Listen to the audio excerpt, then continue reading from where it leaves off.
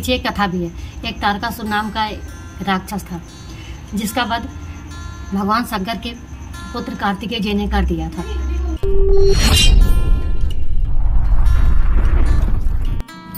राधे राधे दोस्तों, कार्तिक मास की पूर्णिमा की हार्दिक शुभकामनाएं।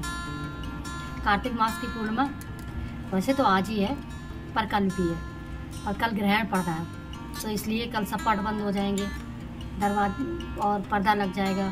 भगवान की पूजा होगी पर 7:30 बजे शाम के बाद में होगी। इसलिए हमने सोचा कि चलो हम आज ही पूजा कर लेते हैं। आज ही सबके यहाँ दीपक जल रहे, तो हमने सोचा कि चलो आज हम भी दीपक जला देते हैं। कहते हैं कि ना, तो मंदिर की वीडियो डालेंगे, तो उसमें दिखा रहे थे ना कि बहुत सारे दिए जलाए जा रहे थे। कोई 365 दिए जलाते। ये भी कहा जाता है कि हमारे पितर उस दिन गंगा स्नान करने आते हैं, और जितने भी देवी देवता हैं वो सारे गंगा स्नान करने कार्तिक पूर्णिमा को पृथ्वी पर आते हैं। इसलिए हमें दीपक जलाना चाहिए। अपने घर में जलाया, बाहर जलाया, तुलसी माता नीचे जलाया, सब जगह दीपक जलानी चाहिए। और कल भी जलाएंगे, क्योंकि हमारे पूर्वज आते हैं। हमें किसी नदी में, तालाब में, सरोवर में, गंगा जमुना जहाँ भी जाएं हम, वहाँ हमको दीपक जलानी चाहिए। कल के दिन दीपदान का बहुत बड़ा महत्व है। कहते हैं कि जब राजा बलि ने भगवान को 3 पग जमीन दे दी थी, तो भगवान ने ये आपने तीनों लोग ले लिए तो हम रहेंगे कहाँ, तो उन्होंने 3 दिन के लिए इस पृथ्वी लोक पे आने की भगवान से प्रार्थना की थी। और वो 3 दिन थे धनतेरस, छोटी दीपावली और बड़ी दीपावली। तो 3 दिन उन्होंने ये भी कहा था भगवान से कि 3 दिन में जितने भी दिए जलाए जाएंगे, उन सारे दीपों का फल जो दान किए जाएंगे वो हमको प्राप्त हो। तो भगवान ने कहा वो तो हम तुम्हें दे देंगे, पर जब सब लोग धनतेरस को, छोटी दीपावली को, बड़ी दीपावली को दिए जलाएंगे तो उनको कैसे पुण्य मिलेगा। तो उन्होंने कहा कि चलो इसके लिए हम माता लक्ष्मी के पास चलते हैं। और उन्होंने माता लक्ष्मी से जाके अपनी समस्या कही कि माता लक्ष्मी, दीपावली को आपकी पूजा होती, धनतेरस को आपकी पूजा होती, छोटी दीपावली को पूजा होती, और सारा फल अगर भगवान हमें दे देंगे तो पृथ्वी में जो वासी हैं उनको कैसे फल मिलेगा। तो उन्होंने कहा कि हमारे पास इस समस्या का एक समाधान है कि ऐसा करो कि जो धनतेरस, छोटी दीपावली और बड़ी दीपावली में दीपक जलाए जाएंगे, उसका मतलब जितने भी मनुष्य जलाएंगे उनका सारा फल आपको मिलेगा। कार्तिक पूर्णिमा को दिया जलाए जाएंगे। अगर एक दिया जलाएंगे तो लाखों दिए जलाने का फल उनको प्राप्त होगा।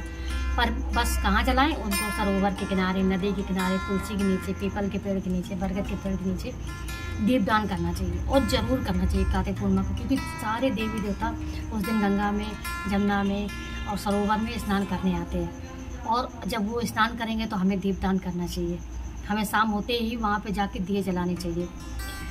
उसके जब उसके कार्तिकेय जी ने जब तारकासुर का वध कर दिया, तो उसके 3 पुत्र थे, ताराक्ष, कमलाक्ष और विद्युतमाली। तो उन तीनों को बहुत बुरा लगा कि भगवान शिव के पुत्र ने मेरे पिता की हत्या कर दी। तो वो ब्रह्मा जी के पास चले गए और उन्होंने घोर तपस्या की। ब्रह्मा जी प्रकट हुए, बोले वरदान मांगो। तो उन तीनों ने ये वरदान मांगा कि उन्हें अमर होने का वरदान मिले। तो ब्रह्मा जी ने कहा कि हम अमर होने का वरदान तो नहीं दे सकते, आप दूसरा कोई वरदान मांग लीजिए।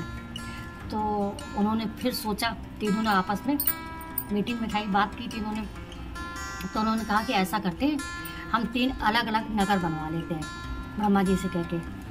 और उन तीनों नगर को एक साथ तो कोई दो हो नहीं सकता। अगर तीनों नगर को कोई एक साथ ख़त्म करेगा तभी हम तीनों का मृत्यु होगी, नहीं तो इससे पहले हमारी मृत्यु नहीं होगी। तो उन्होंने कहा कि ठीक है।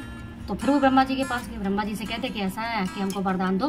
तो ब्रह्मा जी ने कहा कि ठीक है, हमारा ना होने के अलावा तुम कोई भी वरदान मांग लो। तो उन्होंने कहा कि हमारे लिए 3 ऐसे नगर बना के दो जिसके बीचों बीच खड़े होके तीनों नगर को एक साथ कोई ध्वस्त कर सके, वही हमारी मृत्यु का कारण बने। तो ब्रह्मा जी ने कहा कि ठीक है, हम ऐसा वरदान देते हैं। तो ब्रह्मा जी ने तारकाक्ष के लिए सोने का, और कमलाक्ष के लिए चांदी का, और विद्युत लोहे का, तीनों का महल बनवा दिया। अब उनको वो तो पूरी दुनिया पर राज करने लगे, क्योंकि उनका मानना था ना कि जब तीनों के महल बन जाएंगे ना, तो हम तीनों धरती, आकाश और पाताल, हम तीनों पर राज करेंगे। तो वो राज करने लगे। तो इंद्र देवता को चिंता हो गई। इंद्रदेव गए ब्रह्मा जी के पास, बोले ऐसा ऐसा हो गया है, अब बताओ क्या किया जाए। ब्रह्मा जी ने कहा हमारा काम था वरदान देना, हमने वरदान दे दिए हैं। अब शिव जी के पास चलो, क्योंकि शिव जी के पुत्र ने ही तारकासुर का वध किया है। तो फिर शंकर जी के पास गए, शंकर जी से कहा जाके। तो शंकर जी ने क्या किया, उन्होंने कहा कि ठीक है, हम कोशिश करते हैं कि एक ही बार में तीनों नगरों को हम ध्वस्त कर सकें। तो उन्होंने कहा कि हमारी मदद करनी पड़ेगी, देवताओं से कहा कि तुम्हें मेरी मदद करनी पड़ेगी। तो उन्होंने कहा कि ठीक है, हम मदद करेंगे, तो युद्ध होगा।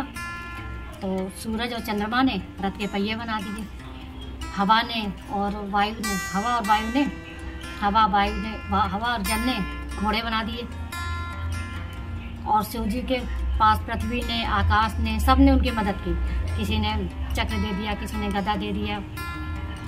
हिमालय पर्वत खुद धनुष बन गए, और जो मलयागिरी पर्वत था वो बाण बन गया, और उसमें बाण में जो था कोने वाला जो तीर था वो खुद भगवान अग्निदेव बने।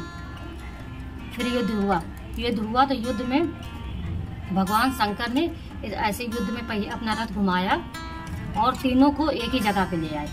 और जैसे तीनों, पहले सोने का महल, फिर चांदी का महल, फिर लोहे का महल, जब तीनों महल पृथ्वी में घूम के एक जगह पे आ गए तो भगवान शिव ने वो तीर चला दिया, और तीर चलाया तो तीनों महल उसके। जब भगवान ने तीनों को सामने लाके तीनों का वध कर दिया, तो उसी दिन से, क्योंकि त्रिपुरारी तीनों लोगों को एक ही साथ में भगवान शिव ने जब उनका वध किया, तो इसीलिए उनको त्रिपुरारी कहने लगे। और त्रिपुरारी ने आज तीनों असुरों का वध किया, इसीलिए कहीं त्रिपुरासुर पूर्णिमा भी कही जाती है। और दिन वध किया था वो दिन कार्तिक पूर्णिमा का था। तो इस तरीके से हम सब लोग खुशी में दीप जलाते हैं। और वैसे भी माता लक्ष्मी ने वरदान दिया था कि कार्तिक पूर्णिमा पे जो इंसान नदी, सरोवर, तुलसी के पेड़ के नीचे, कभी वट वृक्ष के नीचे, पीपल के पेड़ के नीचे दीपक जलाएगा, उसको हजारों गुना फल प्राप्त होगा। हर दिन के दिए से हजारों गुना फल उस दिन प्राप्त होगा। तो आपको हमारी ये कथा कैसी लगी, हमारी ये पूजा आराधना कैसी लगी? अगर अच्छी लगी हो तो लाइक कीजिए, सब्सक्राइब कीजिए, कमेंट कीजिए। और एक बात, कल चंद्र ग्रहण है, तब तक लग जाएगा सुबह 7 बजे से, और शाम के 7:30 बजे तक लगा रहेगा। तो हमें अपना ख्याल रखना चाहिए। जब भी हम भोजन बनाए उसमें हमें तुलसी के पत्र डाल देने चाहिए। कहते हैं ना कि जब ग्रहण पड़ता है तो पूरी दुनिया पे असर होता है, तो असर तो होना ही होना है। कुदरत में जो भी होगा उसका असर हम लोगों के ऊपर होना ही होना, पर हमें उसके बचाव के लिए भगवान का भजन करना चाहिए। जितनी देर ग्रहण पड़े, 1:30 बजे से लेके 6:30 बजे तक हमें भगवान का भजन करना चाहिए। हमें उस टाइम सोना नहीं चाहिए, जब तक ग्रहण पड़े हमें सोना नहीं चाहिए। हमें कुछ खाना भी नहीं चाहिए। केवल कुछ भी अगर हमें नहीं आता ना, तो केवल शिव शिव शिव शिव का मंत्र का ही हमें जाप करना चाहिए, क्योंकि भगवान शिव के ऊपर ही चंद्रमा विराजमान है। इसलिए हमें भगवान शिव की कल के दिन आराधना करनी चाहिए, पूजा करनी चाहिए, भजन करना चाहिए, और जहाँ तक हो सके उनके मंत्रों का हमें जाप करना चाहिए। और जब ग्रहण काल खत्म हो जाए तो हमें स्नान करके, दान करके तभी कुछ खाना चाहिए, तभी हमारे सारे कष्ट कम होंगे। क्योंकि कहते हैं ना कि महाभारत काल में ऐसा हुआ था जब 1 महीने में 2 ग्रहण पड़े थे। क्योंकि अभी 25 तारीख को सूर्य ग्रहण पड़ा था, 25 तारीख को पड़ा था, और कल 8 तारीख है, फिर चंद्र ग्रहण पड़ा है। इतनी जल्दी प्रकृति में हलचल होना अच्छी बात नहीं, पर जो हो रहा ना उसके लिए हम लोग कुछ कर भी नहीं सकते। पर भगवान का भजन जरूर कर सकते हैं, भगवान को याद जरूर कर सकते हैं, उससे प्रार्थना कर सकते हैं कि सब में सबको शांति हो। अगर हमारा ये वीडियो, हमारी ये जानकारी अच्छी लगी हो तो लाइक कीजिए, सब्सक्राइब कीजिए और कमेंट कीजिए। राधे राधे।